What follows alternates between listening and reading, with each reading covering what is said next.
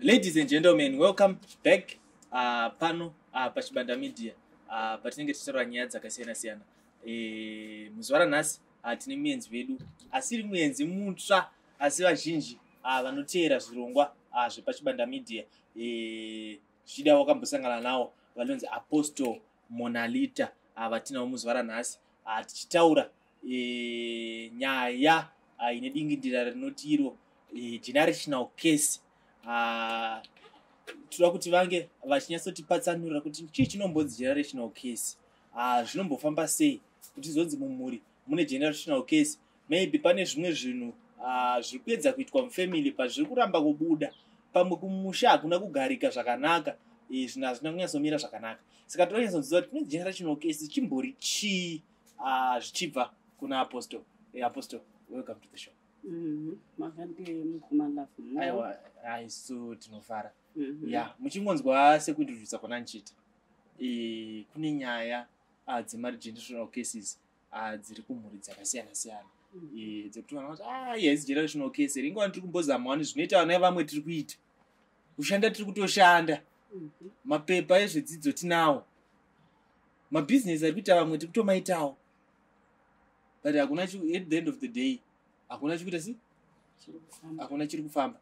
Ndakotaura chidimbu dzimwe nyaya dzakabatana negenerational case. Handizve mungatitsanangura generational case chimbori chii? Maybe isusu tiri kuleka understanding yekuti chimbori chii generational case. Okay, chinonzi generational case chinhu chinoramba chichiwanikwa from generation yekutanga, handiti chichiramba chichingoripita, handiti chichiripita. Ndoti for example, unogona kuti ukarwara nechimwe chirwere tomboti sugar diabetes, doctor akubata sugar diabetes kana high blood pressure, cancer, handiti chaanomhanya kubvunza anotobvunza kuti pana here maparents ako wakamborwara here nechirwere ichi, pane here mumhuri menyu akamborwara nechirwere ichi, handiti iwe ukatoti ehe tete wangu kana kuti wakamboita cancer, handiti maparents angu ehe vanga vari mahigh BP patients, sugar diabetes, you see things like that. Unonzwa doctor akuti saka inheredity, handiti meaning generational. Yes, chiri generational, handiti right. Zvofanana nezvimwe zvinhu zvinoitwa nevanhu, handiti totora example yemunhu asingagutsikani nemukadzi umwe chete. Alright, maybe satanyatsosvika ipapo pane pamatirana yechirwere kuti munhu ane chirwere pachirwere chiri hereditary, right? Zvingava here kuti zvirwere izvi it's part of generational case? Ndizvozvo? Yes, inenge part of generational case. Saka ndipo here pekuti munhu aenda kuchechi, handiti obva adeliver kuchirwere, because tine macases ekunzi munhu anga ane cancer, abva aenda kuchechi, paasvika kuyabva anamatirwa, handiti vanamatirwa iye ndakudzoka kuti ndakanchirwadziwa but ndakamboenda kuna chiremba ndika ndine chuma, handiti ndakamboenda chindoti mapepa chichichichi unzi wadzokera unotariswa ubva dzokabva kuti une mapepa chiremba ati handina chi. Ndizvo zvinechikuita generational case here, because ivavo ndabva ndafara mapinda neimwe engo yananzi tomboziva yananzi tofungira yekuti zvirwere zviri hereditary. Right, pazvirwere zvapa 2 like kuti munhu aenda arwara, aenda kwadhokta kwanobatwa chimwe chinhu, handiti kunzikana kuti une chuma or something, handiti then obva azononamatirwa, handiti ozodzokera kunonzi aiwa hausisina. Tombotora example yekuti kana kuti mafibroids, handiti munhu anogona pane a certain number of ladies, handiti wekuti vanogona even wasikana these days taiziva kuti zvinhu zvemafibroids zvinogona kubata kumunhu kana kuti akazvara but kunotakona zvakubata even kuvasikana vachiri vadiki asati atombozvara handiti otonooparetwa mafibroids kana macyst handiti ka right zvinhu izvozvo tomboti munhu anamatirwa handiti obva azodzokera kwadokta otononzi hausisina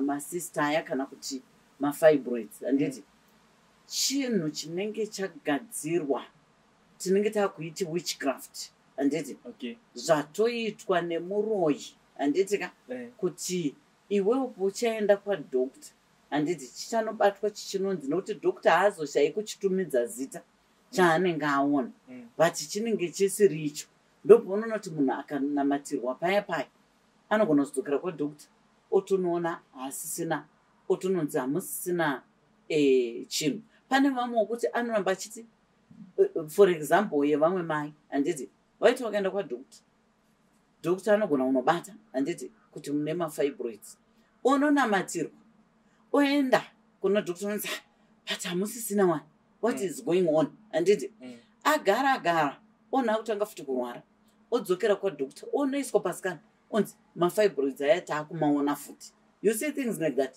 meaning panenge patori nemunhu ari kukumonita handiti muroyi wako handiti ari kutomonita ari kuona kuti okay watoenda iwanonamatirwa handiti chinhu chiya chadzokera kwaari chatonotaura chinee chiri chinhu chaunenge waplandwa mukati mauri handiti saka witchcraft iripo panyaya dzekuti munhu anenge aroyiwa handiti ozonamatirwa onoonekwa asisina chirwere chiya chaambobatwa uroyi handiti yes kwozoita izvo zvokuti zvinenge zviri zvemagenerational what zvirwere zvetinoti magenerational case zvinoramba zvichinzi sekuru wangu akanga wanacho baba wangu akanga wanacho mwana aanacho muzukuru aanacho you see things like that yes alright pane dzimwe dzakaita sedzevanhu nekuti totoziva kuti mumushomo it's either mwanasikana aita vana vake nemurume 1 but iri enda dzoka handika kwete kuti munhu anotopedza kutobara vana vake vese ari kumba kubawa namai maybe wonyasha dzozotowanikwa hadzo kuti vakuzongogarisana nawo zvavo but vazhinji vacho amwenda murume adzoka aita mwana nemumwe adai tiri kuona mafibroids nematrends akadaro haasi mamwe magenerational cases maybe isu tizobatana nezvatine tichiona zvimwe tinozozviona pamamovies ayapamba chanotivhura pfungwa zvimwe zvacho tozozvinzwa kumachechi kwatinoenda nemachichichichi zvekuti vamwe pane mhiko yakatoitwa yekunzi ini vana vangu maybe hondo dzaitwa kudhara dzakwaine hondo dzemadzviti hondo dzakasiyana-siyana dzimwe dzine dzakutaurwa mabhokisi akuti mabarbaric wars aitika kudhara ekuti vanhu varisana pachavo mumwewo ndiye aitsvaga outer yakewo yekuti inini wopa mhiko yekuti inini vana vangu vanasikana vachiva vakadzi vako vachadaiwo haasiriwo here zviri kunyanya kukonzeresa zvinhu zvakaita sezvo okay zvinhu izvozvo yes zviri kukonzeresa matambudziko pazuva ranhasi handiti nekuda kwei nekuda kwokuti vanhu zvinhu zvavakaignora handiti wegeneration yeiko zvino because tikada kutarisa generation yemadzisekuru edu handiti vane zvinhu zvavaitozwa kutoti isusu mudzinza medu makaitwa zvakati saka kuti zvisaafekte isu nemhuri dzedu handiti pane masacrifice awaitoita handiti ka pagore kana kuti twice a year handiti gore richitanga kana richinopera handiti waita masacrifice wamwe waita masacrifice nemombe handiti wamwe waita masacrifice nembudzi nehwai handiti vamwe nehuku chaiyo depending nekuti sacrifice yavo yaishanda pachii handiti waisacrifica nezvinhu izvozvo handiti nokuti tikada kutarisa even mubhaibheri chaimo kuti Abrahamu paakanzi tora mwanakomana wako unoita sei unopese chipiriso handiti yakanga iri sacrifice yaiitwa panguva iyoyo handiti paakazonoona Mwari waona kutenda kwake wakamuti aiwa uona handiti there was a lamb yaakazonzi aiti sei ape sechipiriso handitika zvipiriso zvakagara zviriko zvichiitirwa kuzorodza mhosva dzainge dzakaparwa handitika mukati memadzinza saka madzisekuru edu waiita zvinhu izvi handiti wachizorodza handiti mhosva dzainge dzakaparwa zvavaiziva kuti zvinozokonzeresa matambudziko mukati memhuri handiti tauya isusu pageneration yemadzibaba edu ndopakatanga nyaka ipapo handiti ende vamwe vainge vachitowedzera futi kuti zvazvo zvaiitirwa masacrifice handiti waizotanga futi zvekunge vachifamba vakuenda kunoromba vamwe vachiuraya vamwe vachiita sevachichekeresa kuda kufuma handiti saka zvinhu izvozvo handiti zvakazotanga pakuti pageneration yemadzibaba edu isusu ndopakatanga kuita zvekurasiriranwa handiti muri kuzona vanhu havachabatana kuti vaite masacrifice aya aiitwa nemadzisekuru handiti vanhu vakatanga kuti uyo akuti ndakunamata aakunyeberwawo kuchechi kwekwe kwaari kuenda handiti kunzi kwemukoma wenyu ndokutori nezvakati kwemunin'ina wenyu tete wenyu zvakadai hapasisina kubatana kwemhuri kuti vange vachiita masacrifice aya aiitwa sei aiitwa kuti zviregere kuafekta ani nani mukati medzinza saka pakave nekuti uyo akufamba akunorasirira kuimba yeuyu uyo akufamba akunorasirira mhepo dziya kuimba yeuyu saka ndo ndiri kudzoka papoindi yako yawataura yekuti unoona kana kuti vanasikana vachiunganidza vana kuita crash vari pamba handiti vasingaroorwi aroorwa adzoka aroorwa adzoka aroora adzoka even varume handiti aroorawo anozongopedzisira futi adzoka pamba pevabereki handiti nenyaya iyoyo yekuti zvaiitwa nemadzisekuru vanhu vakarasika handiti vachitanga kuti sitakunamata but mhosva dziya dziripo hadzinei nekuti imimi maakunamata maitei nazvo handiti hongu maakunamata but maitei nazvo kuti zvinge zvichipera handiti zvisaafekte even neavo kana vasiri kunamata vacho nemi muri kuti muri kunamata handiti saka ndo pane nyaya yese ipapo pamuri kuona kuti zviri kuafekta dzimhuri handiti zvekuti vanhu vari kuramba vasingazive kuti toita sei nezvinhu izvi taramba tiri kuona kuti vanakomana havasi kuroora vari kungoita marry and remarry marry and remarry remarry marry remarry you see things like that toita sei kuti zvinge zvichinozorora zvichinopera vanasikana havasi kuita sei havasi kuroorwa pane vamwe vanotongonzi zitete pamusha you see things like that mwana ngatopiwa zita ratete zitete repamusha fanana tete wake havana kumbobvira wakaroorwa wakangodzoka wakazosvika kuchembera wakatofa you see things like that ndo zvetiri kuti nhasi unoyu munhu ramba kuitwa zitete repamusha ramba because once wangobvuma ibva watoziva kuti zvechokwadi uchangochemberera uripo pai pamusha ungoitawo boyfriend pamwe inenge ichikuchengetawo things like that zvichizongopera zvakadi zvakadaro. Alright. Yes. Yeah, zvakaoma. Right. Ipapo ningete mubvunzo kuti matanhau yesacrifice yaAbraham then pamachidzoka papresent day atakudzoka kuti matraditions edu as Africans inogona kusalimitwa kuenda mumaafricans tima marudzi akasiyana-siyana mahindu nechi vane zvimwe zvitendero zvavanotenda handiti right ndinoda kuziva inini kuti before tanamata handitika pane zvaitasirwa kunzi zviitwe kubreaka that chain because it's a chain from generation to generation. Yes. Tikadzoka kuBible the book of Exodus 20 inotaura kundorova vana nekuda kwezvizvo zvemadzibaba avo kusvikira kurudzi rwechitatu nerwechina rwavanondivenga ndochizoitira nyasha vane zvizvo zvamazana vanondida kuchengeta mirayiro yavo handitika right ndoda kuti ninyatsonzwisisa inini kubreaka chain kuti this is a case handitika pakatadzwa pakazotaurwa mashoko ekuti ini zvandakatadza alright ndakuchidai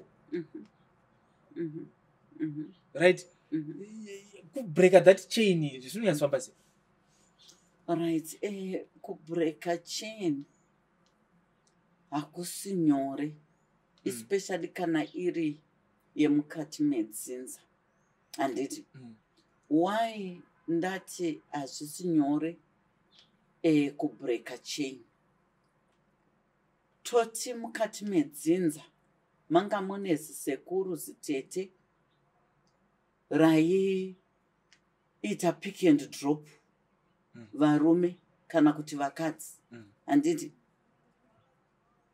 chain iyoyo yafamba handiti saizvozvo that spirit iri kuuya kune mamwe mageneration ichibata imuchitozviona kuti izvi ndo zvaiitwa nasekuru wedu keshe izvi ndo zvaiitwa natete wedu izvi handiti izvi ndo zvaiitwa nagogo wedu izvi handiti ndo zvavaiita munhu uya wekuti vaingotora varume nokuti kuna vamwe vanhu vakatozvarwa namai one but vaina nababa vakasiyana siyana handiti muri kuzviona kuti ndo zvaakutoitika futi toti iwewe munhu pachako unogona kuzviona kuti ruchivarwa ndinarwo nemadhirezi handiti ndo zvaiita baba wangu kana ndo zvaiita sekuru wangu handiti uri kuitei nazvo handiti muri kuzviona wabva watora spiriti yawaida waipembedza nokuti uri kuti mukadzi wese wawaona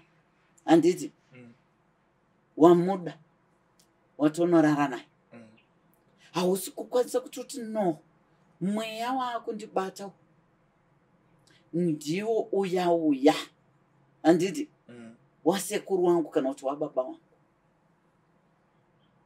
waubvumira kuti upinde mauri handiti ndo pandiri kuti ndo panotora kunetsa these days kubreaka macases akadaro nekuti kune vanhu vari kutora kuzvida haasi kukwanisa kuzvitsiura iye pachake kutanga kuti zvinhu zvandiri kuita zviri normal here ndatone 40 years ndinongochinjanisa vakadzi handi muri kuzviona wagara here pasi kana kuti uri kuzviona zviri normal ndinogara ndichiudza vanhu vanouya kuti aposto inini yatoo marriage yechi4 angava ari mukadzi angava ari murume handiti ndinoti chekutanga ndinobvunza kuti wakaitei nazvo handiti wakaitei nazvo pawakaona first marriage ichiramba wakaitei nazvo anokuti zvandakaita ndakabva ndazongoona mumwe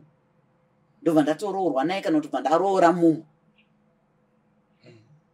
but ndakazoona futi kuti ndamusecond marriage yafuti ndakaona futi kuti no hazvisi kuita ndairohwa kana kuti mukadzi aitondihurira umwe ndiye anenge ndairohwa nemurume wacho ndobva ndabuda ubva waita sei futi waona second marriage yaita sei yaramba anototi ndakawana mumwe wakaona mumwe bva zvazoita sei zvakatanga zviri right chichichichi vandazongoona futi you see things like that saka ndinoudza munhu kuti chawakaita iwewe hauna kuita breath in breath out pamarriage yako yekutanga kuti chaita kuti marriage yangu iputsike chii handiti hauna kukwanisa kuzvibatai wakabva wangomhanya but not knowing kuti it's a spirit, it's a generational case. Kuna sekuru, kuna tete, kuna mbuya wakaitawo sezvawaakutoita izvozvo.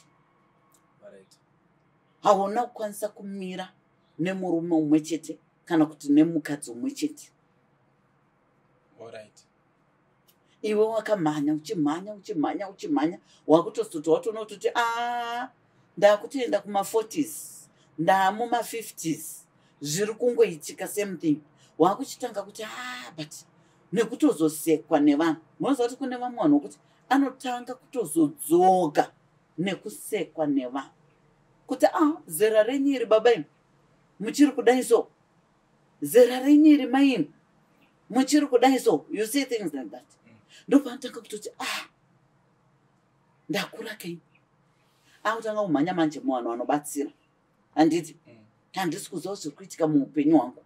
Ndopaunozoona kuti anotanga kubatirwa manje kunzi iwewe chinyi igenerational case.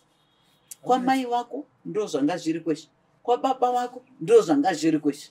Munhu unozotanga kuti zveshuwa, you see things like that. Yeah. Saka chinhu chekubreaka inonzi generational case chinoda munhu kuzvipira. It's a sacrifice. It's a sacrifice. Handiti yekuti ubreak that and iwewe wacho futi uchibva warepent. Pane pamwe pokuti waita sacrifice handiti yekuti tikuda kuti tibreake generational case yekuti isusu vakomana nevasikana hatisi kuroora hatisi kuroorwa handiti. But then waita sacrifice and next thing you allow again that spirit kuti idzoke futi kwauri ichisviko kunyengera. Ndo saka tichiti magenerational case anofambirana futi nadevil handiti nodzoka futi mweya uya wasviko kunyengera kuti iwe wakaita sacrifice but wona mukadzuru wona murume. You see things like that. The moment yaunongonorara futi nemumwe munhu zvisiri zvemarriage ibva waziva kuti wadzosa futi mweya uya. Yeah, ndine pana fara pamatirana yerepentance. I think zvikunodzoka in line with that verse ratachitaura rekuti ndozoitira nyasha vane zvinhu zvamazana vanondida vanochengeta mirayiro yangu. Kureva kuti case, you can't break a case yakaitwa unless warepent. Yes. Okay. You repent first. Mungatarisa kuna Abraham handiti chakaita kuti Jacob azochinjwa zita kunzi Israel handiti kutadza kwaakanga aita sei aita handiti achibva achinjwa zita kunzi Israel handiti mukatarisa ipapo vanhu vakatorependa handiti wachibva waita sacrifice wakanga vanzi naMwari vange vachiita handiti vakarependa ndokuita sacrifice ndokusunungurwa ndokubreaka kwawakaita handiti that chain, that case. And saka mukatarisazve futi even kuma Israelites pawainamatiswa zvima idols handiti chakaita kuti that generational case muma Israelites handiti inge ichizobreakwa handiti ka inyaya yekuti maprophets akanzi arepent. Saka generational case kuti uibreake you have to first of all repent and then you break the case. Ukabreaka case usati warepent hauna chauri kuita uchadzokera futi mumabasa ako aunge uchiita uchifunga kuti zvapera handiti tabreaka case tasacrifice taita burning sacrifice yewhatever chamunenge manzi neholy spirit muiti handiti then maita imimi burning sacrifice yenyu handiti yelamb or yegoat or yecow handiti manziitai burning sacrifice yethat handiti kuti mubreake chain iyi. Then iwewe chaunoita ukanga usati warependa mati mamboona kuti kune munhu woti uri kutobreaka uri kuita iwewe that sacrifice yekubreaka the case handiti but uchibva ipapo uri kutotanga kuti hai kugirlfriend uri kutotanga kuti hai kuboyfriend hapana chouri kuita ipapo hapana chounenge uchiita. Makesi acho akasiyana siyana. Yes. Ane mipatsa yawo. Yes. Right. Yes. Pane kesi yakaita sengozi. Ndika. masekuru edu akauraya. Yes. Handiti? Right. So inini, is there any way yekuti because pane rimwe vhesi rinotaura kuti usati wapa sacrifice yako kana kuti usati wapa an offering to the Lord, if you remember, handika kuti une hama yako yawakatadzira, siya chipo chako ipapo wodzokera unoyanana newe wakaita se newe wakatadzirana naye. Kana muchinge mayanana, because iwewe zvikunzi urege kuzopiwa mhosva, handitika? Right, wochizodzokawo pachipo chako. Right, saka is there pane nyaya here kuti inini, let's say alright, taziva kuti alright takauraya, handitika? Is there any way kucorrecta that case, kubreka that case, tisina kudzokera kunoti takunoita chivanhu? Tiri kutaura nyaya yengozi, handiti? Tataura nyaya yengozi pana. Alright. Kwakaitwa ngozi mukati medzinza. Then pakuchida kuti ngozi yamuri kuona ichikutambudzai. Handiti? Ngozi dzinouya pakasiyana siyana. Ngozi hazviro kuti inongouraya chete ndozvisingazivi. Mweya wengozi unogona kungouya uchisvikopinda mukati mevanhu vachiita mabasa akasiyana siyana akaipa. Alright. Handiti? Matimamboona mukoma Love kuti unogona kutaura nemunhu so. Handiti? Utofunga kuti uri kutaura na James. Handiti? Achitaura newe zvakanaka chaizvo, muchiwirirana, muchibvumirana. Handiti? But here comes kuti day ramabvumirana riya razosvika. Handiti? Kuti musi wakati toda kudai ende iyi achitoenda mberi. Handiti? Kuronga. Day riya rasvika, James unomushaya anokutaura kuti takambotaura newe takati tichabatidza mari kuita sei? Ingawani takati tichabatanidza mari toita project yehuku. Handiti? Anokutaura kuti no, not me. Mweya uya pawaitaura naye anga asiri iye James. Okay. Waitaura nespirit iri kutenderera mukati medzinza ravo. Spirit isingadi chakanaka. Inonza division. Spirit inonza division. Handiti? Spirit inonza kuti iye futi awe munhu anogara ari isolated. Awe munhu anogara achiridzirwa tsamwa nevanhu. Handiti uri kuzona? Saka iwe nekuti pamuri kuronga rufuwo ndiri kutaura naJames.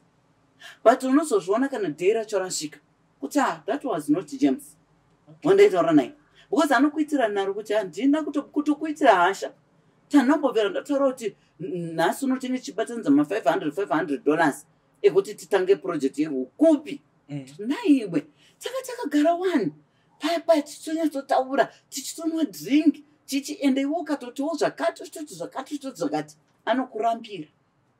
Anenge iye James musi wacho, but musi wamakaronga chakanaka anga waitotaura nedemon that spirit yakaparwa mukati medzinza ravo, yakatotsidzwa kuti hakuna chamunoita vanakomana. You see things like that. Saka ndo zvimwe zvemagenerational cases mweya wengozi. Alright. So what the solution maybe we are in that situation. Yekuti isusu pamwe munhu akatorwa upfumi hwake akaurayiwa, now zvakuafecta muri, hapana achabata chinhu chinooneka. Handitika? Maybe takauraya munhukadzi, hakuna mwanasikana acharoorwa. Maybe takauraya vakure. Remember tine vanhu vaibva kunana Mozambique, Malawi vauya vasvikofudza mombe. Pamwe aitoshanda tisingambate chinhu chako pamombe chako pamukadzi. Handitika? We are in that situation. What can we do kuti ndacorrecta that case? Okay. eka nditidzoke ndimbokupe kasinario mbijana pane zvavataura zvokuti tomboti kwakapondwa ari munhu wechikadzi kana mwanasikana or whatever handiti mukati medzinza then uchibva wati iwewe zvinenge zvichikonzesa kuti kana kuti vanasikana vasarohwe hazvingofambi nenzira iyoyo chete. Do you know kuti ngozi yemunhu wechikadzi mukati medzinza inogona kuuya kwauri iwewe uri munhu wechirume mukati medzinza handiti ichiita bonde newe handiti ka chakuita sekuti chikwambo handiti but mweya wengozi wakunomira uri mweya wechikwambo depending nekuti vanhu wakaponderwa munhu wakataura kuti kudii. Vanogona vakataura kuti kubva kuvanakomana nevanasikana wemukati medzinza iri hawafi wakarorwa hawafi wakaita chipenyu kusvika taripwa handiti. Saka nyaya inoitika ndeyekudai so chikwambo chechikadzi chinogona kutouya kwauri. Ngozi yechikadzi yemukati medzinza inogona kuuya kwauri iwewe ichiparadza mamarriages ako. Worota uri kusangana nechispiritual wife handiti uri mweya uya wengozi ende mweya uya wengozi wakachenjera unogona kutokuunzira vasikana uri kuswera nawo kubasa inogona kukunzira vasikana uri kufarira mumamovhi handiti iwewe wofunga kuti handiti ende chinorasisa mweya wengozi kana chamira sechikwambo unokurasisa zvakangwara chaizvezvo handiti unogona kungobatsira someone handiti kutaun uko kana kuti kubasa kana kuti wasangana naye musupermarket okuti ndibatsirewo handisikana kunyatsoona price yechinhu ichi handiti pamwe maakutotaura tunyaya kana kuti munhu wava palift chai maakutaura tunyaya maakudi mweya wechikwambo iwoyo unogona kunopfeka mweya wengozi iwoyo unogona kunopfeka handiti mumunhu wawataura naye kungobvunzana naye kana kumubatsirawo unopfeka wakutomurota kuupi then iwewe chinogona kukumanipulata chimweya chiya kuti ufunge kuti unosana kuti utsvage musikana uyo unosana kuti utsvage mukadzi uyo zviya wakamuona papi wakasangana naye pakati ane shopu pakati kana kuti anoshanda makati wakutoenda muyamwe wakunonyebera futi kuti uonanichi naye then makutoexchangeana manhamba then the next thing wakutoona wakutodanana naye physically handiti wadanana naye physically that woman or that girl anogona kukuitira zvinhu zvokuti zvinokuparadza upenyu hwako zvokuti you hate yourself you hate the day rawakaonana naye kuti asi Mwari makaitira kuti ndisangane nemunhu uya handiti atokuparadza. Ndo mashandiro anoita mweya wengozi unenge wamira chachikwambo mukati medzinza renyu unokuparadza imese vasikana kana vakomana zvinofananawo nechikwambo kana kuti ngozi yemunhu wechirume inoparadza futi mese kuvasikana kuvakomana inomira futi ikoko handiti ichinoparadza even kuvasikana handiti wozoona munhu ndiri kurota munhu wechirume ari kundiita mukadzi. You see things like that. Kuvarume inenge ichishanda kuti kana ari wechirume inenge ichishanda futi zvakasimba kuti iwe unongoita hasha nemukadzi unorova mukadzi unoitira utsinye mukadzi hauchengeti mukadzi kunyange uchitoibata mari unonodya negirlfriend mumba mukadzi asiri kuwana kana chinhu. You see things like that. You know kuti watori kuvanhu wakadaro wokuti anoita gudhu kunze anenge achitonzi nevanhu murume right zvokuti handiti but mumba mukadzi wakachichema everyday mweya iwoyo wengozi unenge wamira sechikwambo unenge uchiparadza even dzimba nokuti mukadzi akaramba achisunguridzika anosimuka kaurongedza twake woita se oenda kuti baba wanoda kuita mwoyo wakanaka kuvanhu kunze kuvakadzi vamwe vari kunze matomboona kuti kune varume wakadaro wokuti anoratidza rudo kuvanhu vekunze but mumba mukadzi wakachichema everyday. Kune vakadzi vakadaro anoita sekuti ane mwoyo wakanaka chaizvo kunze uko maiwi vanhu vangu vachiti varume vano vachitochiva kuti dai hangu anga ari mukadzi wangu handiti but mumba murume wakachichema everyday saka kunenge kuri kushanda but ukazoona vanhu ivavo havarambani vanoramba vari vese handiti meaning vari kubvuma kushandiswa nemweya yemukati memadzinza avo magenerational cases ari kuuya mweya yengozi zvikwambo zviri kuuya zvichichikuwashandisa mukati memba yavo kuti mumba mushaye peace but kunzewo vanenge vachionekwa sevanhu vari right pachavo ivo chaizvo vanenge vatori vanhu vari right but vari kubvumira mweya iya kuti inge ichiita se ichivaparadza yes ndo panoshanda repentance nekuzoita masacrifice atiri kutaura alright so sacrifice kuti zvichida taakuziva kuti munhu wekwapiri tochienda kwapiri totaiwa pane ropa rakadeurwa imimi toita sei tovapa muripo wavo wavanenge vataura movapa muripo kuzoti tomboti hamusi kuziva hama hamusi kutoziva muri generation repentance handisi ndo pandataura repentance nechi nekuita masacrifice amunoita handiti masacrifice ariko iwaya aitwa mubhaibheri munotomaitawo futi handiti kuti mukarependa then makuita masacrifice enyu depending nekuti ari kukulidha iwo muda kuti akubatsirei ndiya handiti marependa muda kuti mubatsirwe sei nokuti munosvika pamwe umwe anoona kuti muri kunzi endai musango endai munopise mumbi yese pasina chamuri kudya ipapo handiti chiutsi chachapa chiri kuita sei pechiri kufamba mumhepo imimi makutotaura kuti we are doing sacrifice handiti yekuripirira mhosva dzakaparwa nechi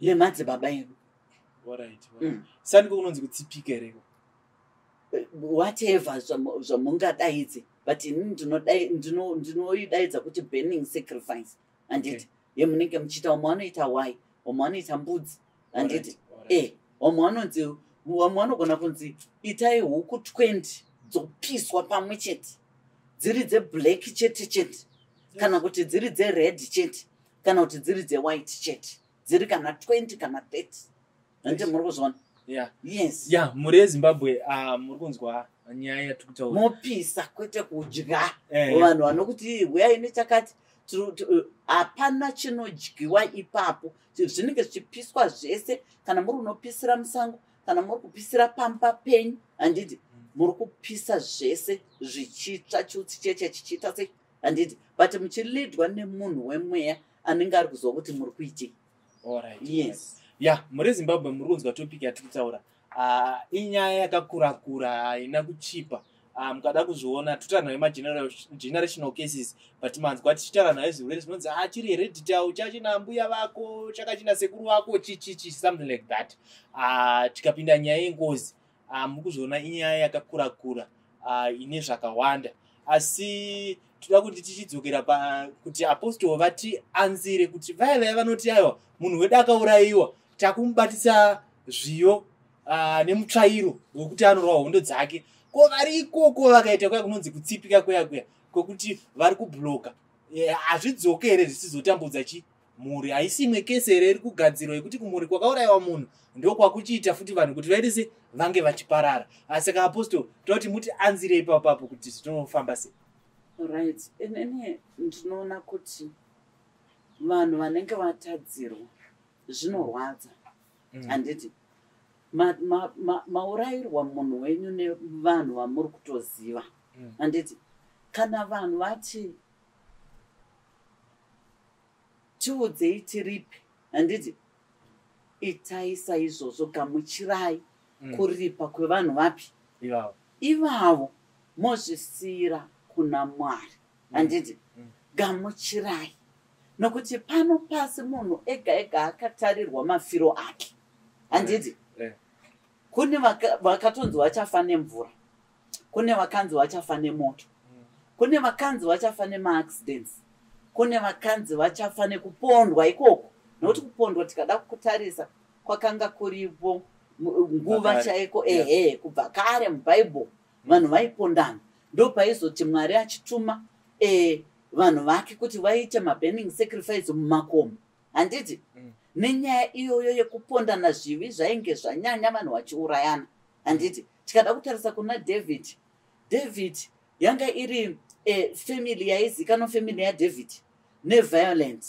handiti violence and zvivi zveupombwe handiti ndo zvanga zviri mufamily mudzinza raDavid handiti vayo vanhu vaifarira zvekurwa nekuuraya handiti neupombwe handiti but vakaripenda handiti ka varipenda ndokuita masacrifices handiti ndo kuchenurwa kwakaitwa dzinza raDavid. Saka nhasi unoyu vanhu vamwe vanoramba kuripa handiti kune vanhu vari kuponda magirlfriends avo obva anyeba handiti obva anyeba kuti kana kuti unomukanda muroti kuti aite sekunge apondwa nematsotsi but iwo uri kutoziva kutoti watopara ngozi handiti ndo paya pamunozoona kuti hama dzemunhu handiti ka hadziregeri kuti waite zvavanoita izvozvo kuti toda kuti udzokere unodini unorwa kumunhu akuponda but kana kuri kuti chinhu chaitika kuti vanhu varwa umwe abhafa kana kuti watsika munhu afa handiti rega kuita yoitenderana tsvaga hama dzemunhu ubva varipa ipapo ende hama dzinobvuma wani nokuti unenge wachitoona kutoti hapana weda atofa haachadzoki kana tikada kuti tiomese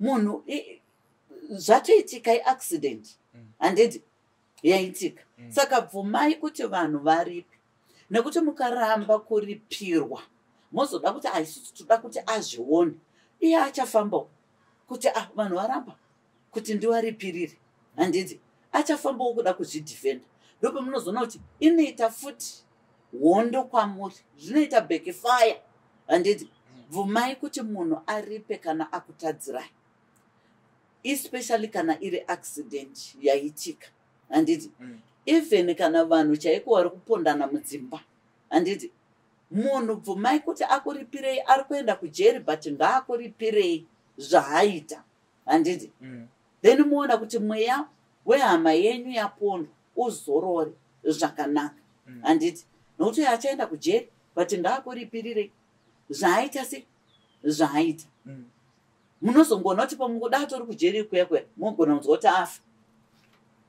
azviuraya iko adini things like that handiti mweya uya unonotomenda wega pamunhu handiti imimi regerai kuda kuita zvimwe zvinhu zvekuti toda kudai ayo kunewo munhu ari kuurayirwa zvechokwadi vana vavo nemaboyfriends wadanana neboyfriend atori no mazimhepo ake engozi nechii handiti kune vana vari kuitwa marituals nemaboyfriends obva akandwa kuti aitwe sekunge akapondwa handiti muri kuzvona ndo vanhu vetiri kuti vanhu ivo vanosanwa kuti vabude pachena ende imimi hama problem ndeyehama dzekuti vanenge vari kuziva kuti James anga achidanana naPriti handiti Priti azonziko kunzi aonekwa akapondwa but tinosaidhira hama dzedu tinoprotecta hama dzedu tisingazivi kuti zvinhu zvichazotinetsa isusu mangwana futi zvinodzoka kwatiri handiti dai vanhu vazama kuti paukama manzwa kuti aiwa Priti uye angadanana naJames bvunzai James taura chokwadi handiti James taura chokwadi hauziriwe here wakaponda musikana wako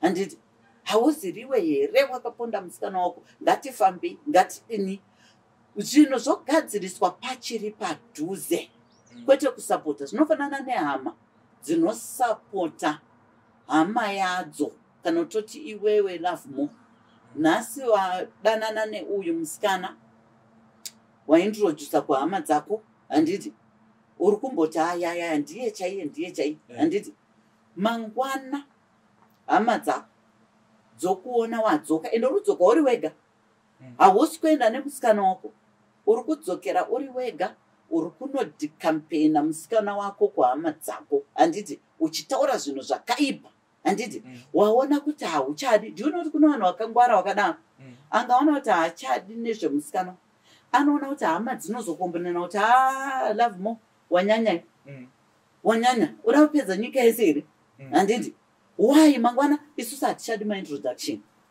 handiti hatichadi maintroduction kusvika wauya nemunhu wawakutorora pana handiti anoramba achinda handiti anga asingachadaona kuti atopfimba umwe musikana anoenda kuhama dzake munoziva ende ndiri kushungurudzwa singaiti nemukadzi uya ndaisambozoti mukadzi uya ndo zvaatori izvozvo then hama dziya hadzikwanisi kuti dziti no imimi madii kuti handei kumba kana kuti uyai naye musikana uyu timbogara pasi timbonzwa kuti chii chiri kunetsa because aiwa love more zvanyanya do you know kuti these are generational cases macases auri kutounza mukati mefamily anozotinetsa mangwana toda kumboziva kuti chii chiri kuitika kana muchizoramba naini but tambonzwawo side of the story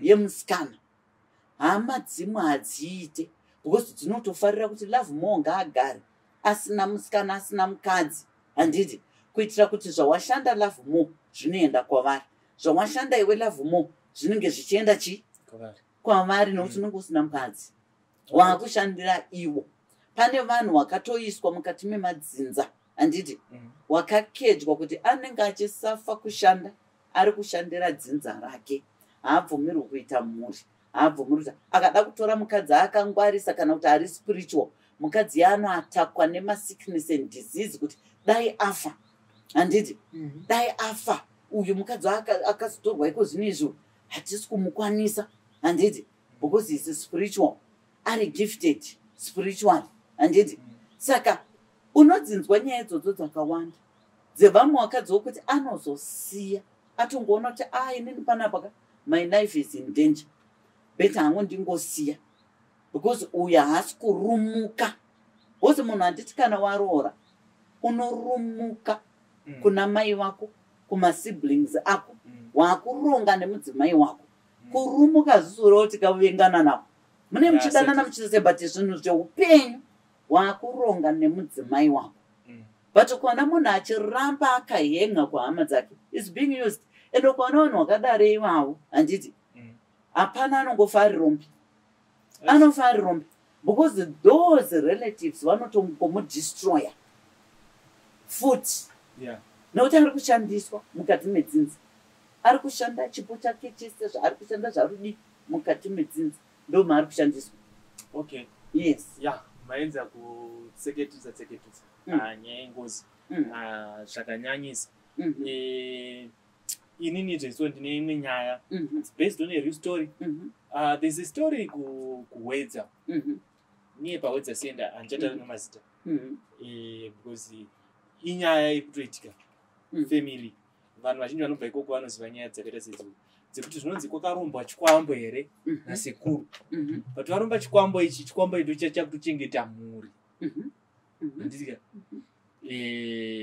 maybe mukushanda kwavaiita chikwambo ichi ndo chaive chinechi chaita kuti vave nemafortunes saka zvinoitika ikoko ndikokuti pachibhorani ipapo usiku hapachapfurwe either you belong to that family or not unorohwa baniso unorohwa kuroti kana kwasviba iwo hauchapfure nepo pachibhorani ipapo muziwana mvura yekunwa munotenga kuiwana na12 why ukaenda makuseni haibude because inenge chidhayiwa usiku chidhairwa mombe tikuti isusu kesi yasvika to that level yekuti kune zvakatsvagwa maybe vana havachagone kuzviteedza because tine imwe misha kaikunzi pano pabudo nemarasha usiku pabudo neopanze usiku andika pamwe miko yakaparara yakaita seyakaita mafamilies akadaro kuti vachinzi vawana solution. This is a case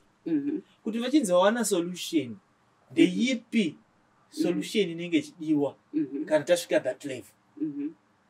Right, solution inenge ichidiwa hakuna chinhu chinokunda repentance handiti kubatana semhuri you repent kuti hakuchina achasara ane kadente kana kachini kana kachini takutarisana nezvakaitwa izvo handiti nasekuru wedu handiti mukati medzinza. Then muchipedza kudaro ndo pari kupinda pakuti maakutsvaga vanhu vari gifted handiti muzvinhu izvozvo kukudhilivhai handiti nekubva kwaakuchiparadza zvinhu izvozvo zvakadi zvakaitwa handiti imimi matanga kuripenda pachenyu nekuti pane zvimwe zvokuti makatarisana nezvasekuru kaizvo but kwaane vamwe waanetwi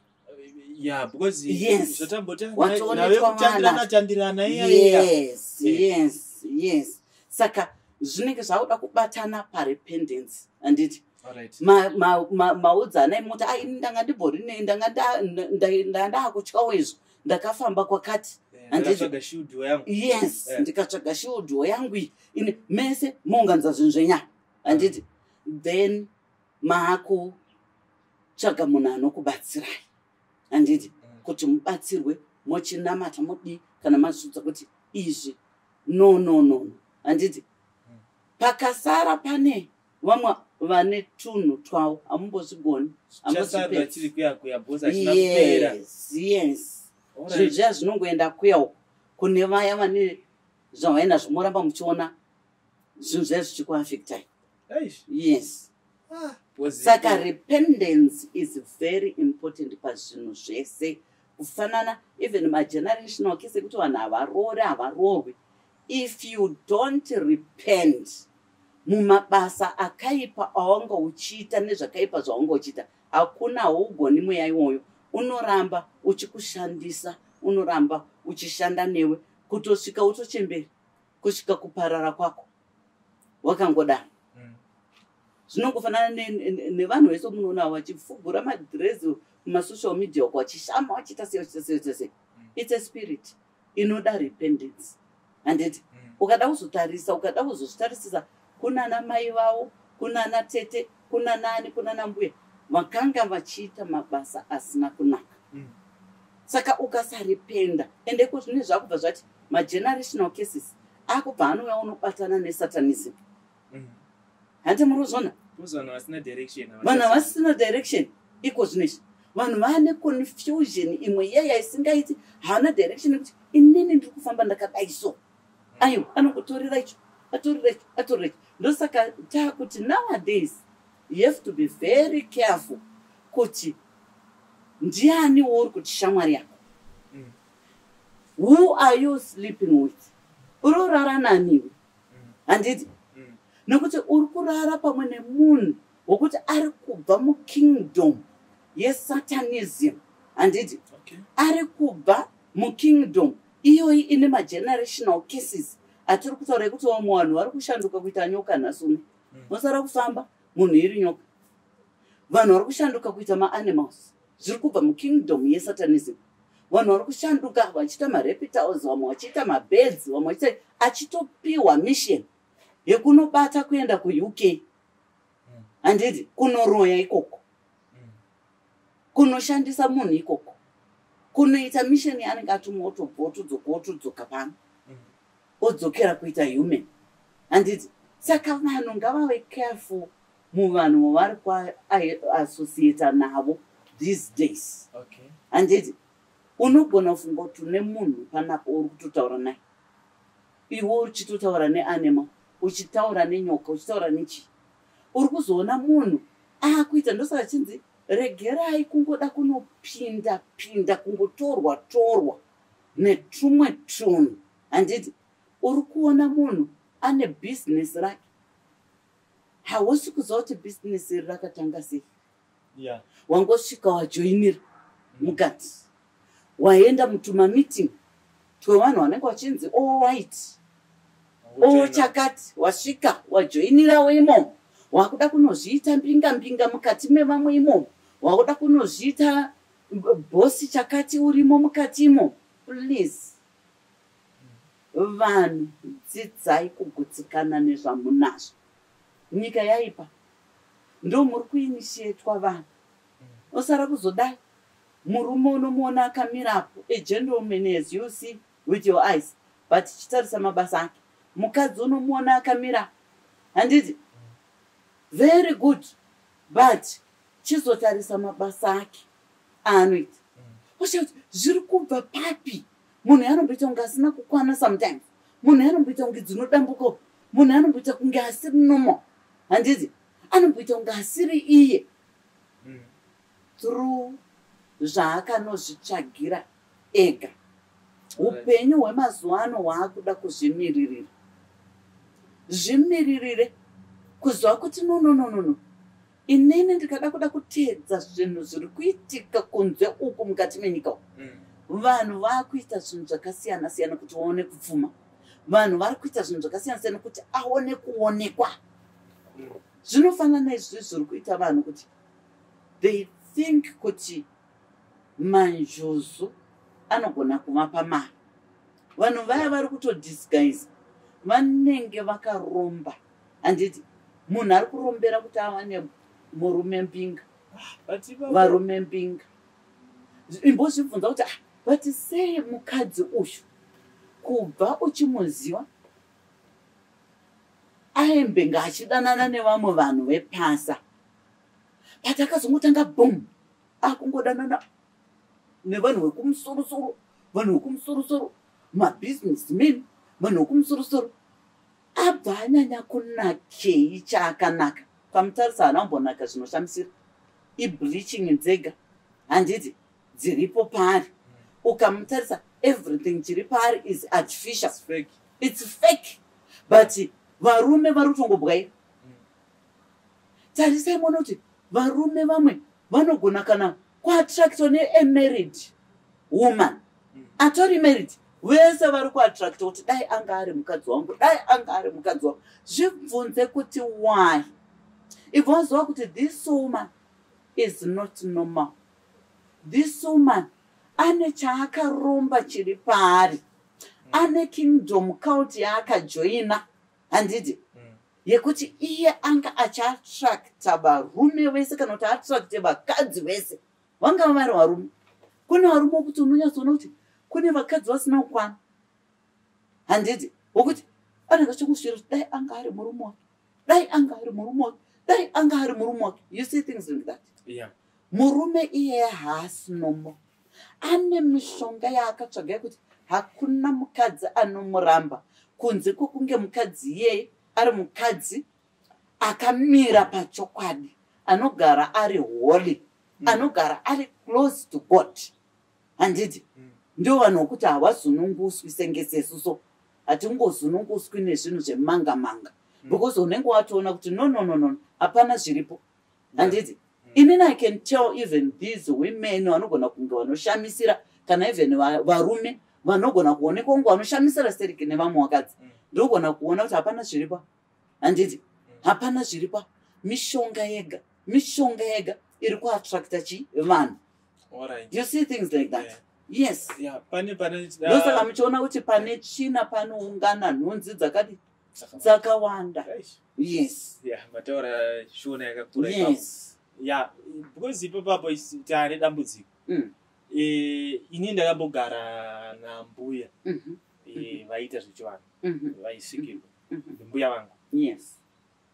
Handina mazuva akawanda ndoti ndanyanywaona vachiita kuti maybe kana zvakakwidza. But now ameno ndo chivanhu here, chivanhu handizochizivi zvakanyanya. Now ukakwira mukombe uona tivasikana ndofuka tima 17 years, 18 years, 21 years tune bute iri kuputwa kunge shebet. Sandere mamwe makesi amamutaura yekuti vanhu vari kutsvagira mhepo. Ndo zvandanga ndichitaura, kuzvitsvagira mhepo dzakaipa nenyaya yekutorera kuti nhingi, handiti ari kudai. Kune kakingdom kariko kakangokiritwa nadevil kekusocial media, kevanhu vakangotanga kuti muri kundiona kudai manjuzai, muri kundiona kudai manjuzai, muri kuzondiona kudai mota iri kutodrive. Mungada kutarisa umwe wacho vazhinji vacho hatomborina kana mota kana one. Vazhinji vacho vanoti wakaenda kuma-BNB anoita sekuti pamba paki paari kutogara, handiti obva atora kavhidhiyo ari ipapo otokanda kuTikTok, handiti right. Vazhinji vacho vanhu vari kutoloja ma1 room ma2 rooms. Handiti vanhu vasina mota dzavanadzo, vamwe vanosacrifice kunohaya mota kumacar rendos. Umwe anokumbira shamwari mota yekuti aone kuti ashute tumavidhio twekuposta. Kune vanhu vakatosarudzwa nadevil kuti wagone kuita lure a lot of vanhu vaya vatingati vari weak in spirit. Handiti wasinazve spirit of discernment yekuti azive kuti chinhu chiri kuitwa nemunhu dai zvanga zviri zvemachokwadi aisachibudisa pasocial media. Handiti aisachibudisa. Munotorwa mwoyo nevanhu vakaiswa mukingdom nadevil, kingdom yesatanism, kuti wangu wachishama. Handiti wachishama utoita following. Then you say iwewe munhu une weak spirit, you follow that.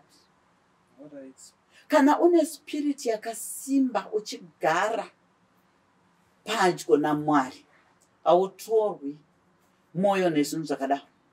Unotopfura. Ndozvinhu zvokuti you scroll uchidarika. Handiti haungatosubscribe kumunhuwo kuti unototi maybe munhu uyu akatofirwa nemwana nekuda kwemarituals akaita ekugaina. Handiti vanhu vakawanda, following yakawanda, akaita marituals, akatopinza mwana mumarituals, akaurayisa mwana, akaurayisa pamwe hama yake nekuda kugaina following. Then you follow that. Ndosaka muchiona mukada kutarisa izvozvo. Ndosaka tiri kutaura kuti tiri kuenda kuma-end times. Handiti ende Mwari vari kupa warning. Zvakanzi nzira yakakura ndo ichanofa vanhu kunoraswa. Asi diki yakamanikana ndo yekunopona. Mukada kutarisa iko zvinezvi kuti following dzakakura dzinoitwe. Following dzine vanhu vakawandisa dzinoitwei? Chisvino chemunoti ichi chinovaka munhu upenyu hwake. Hapana. Chihure, upombwe, utsinye, ipromotion yezvakangoipa. Hakuna manenge mashoma unoona kuti this one iyi ndeyekudzidzisa vanhu, iyi ndeyekudzidzisa vanhu. But ukada kutarisa inodzidzisa vanhu zvinhu zveupenyu yakabhitwa. Machannels iwayo akabhitwa. Handiti akabhitwa nekuya kunenge kuchiitwa zvinyadzi, kuchishamiwa, kuchiitwa zvinhu zvinenge zvichihure, kunenge kuchiitwa zvinhu zvichinyi. Ndokune kune vanhu vakawanda. Machannels anodzidzisa vanhu zvinhu zveupenyu anenge ari pasi. Nenyaya yekuti vanhu vari kutorwa nadevil. Ndosaka ndichigara ndichitaura kuti this world is being ruled by the devil. 80% of this world is being ruled by the devil. 20% ndo ine vanhu vari kuti isusu tichamira zvedu naMwari nevadzimu vedu vakachena. Handiti regerai vanoita vaite sei vaite. Competition nekuda upenyu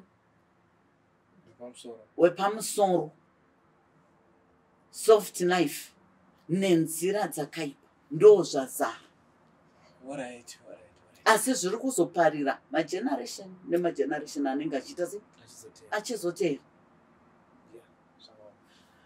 Muri Zimbabwe muri kunzwa nyaya yemagenerational cases yatauya nayo takaibata muzvara nhasi pamwe chete naApostle Monalita. Atichedza kupatsanura kuti muri Zimbabwe muedze kunzwisisa kuti nyaya idzi dzakamira sei, dzinotirwa nadzo sei, ndezvipiko zvinoitika, because mamwe atakachinzwa panapa vanhu hatimazivi. Taifunga pamwe ndiana sekuru vakanoomberera vakati ayewa kunoku hakuna mwana wangu achaita chakati kana kuti vana vangu vachazorarama zvakadai so. But pane mamwe ari kutoparwa izvi tisingazivi, tiri kutopara mhosva, tiri kuzvitorera mhepo pane zvinhu zvatinenge tichiita. Saka murambe muchiona chirongwa chinechi patinenge tiuya nacho.